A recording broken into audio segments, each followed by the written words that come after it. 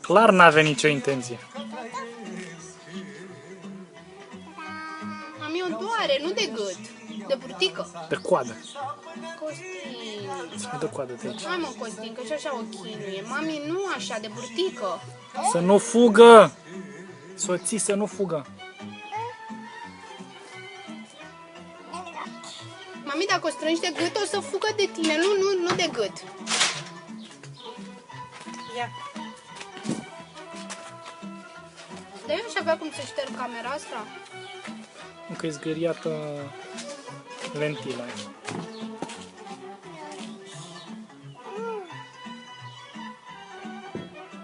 Fii gâdi.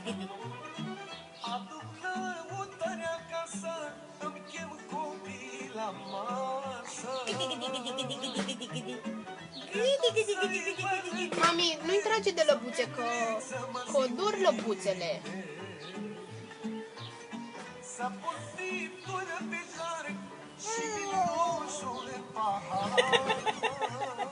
Mami, Bibi, o doare, fă-i măi, așa iubim noi animalele, le facem măi, nu uitați de ea.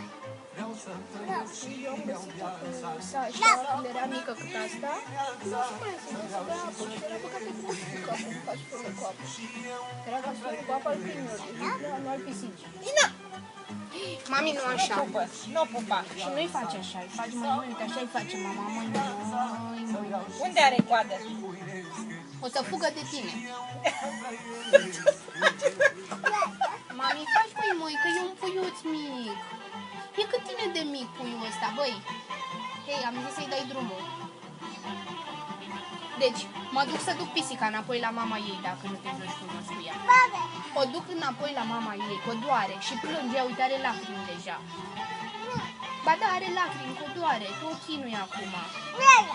Iaia, îi scoați limba, Iaia. Are Nu-i o limbă? scoate.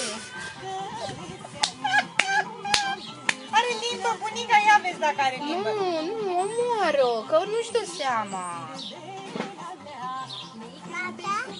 Îi faci măi, ușor. Dar mai are limbă? Dar sigur n-are nimic pisica asta, nu? Ia șterge mucii cu limba. Maia, șterge mucii cu limba. Mă, mamă, dar nu mai învăța prostii. Câtă minte ai?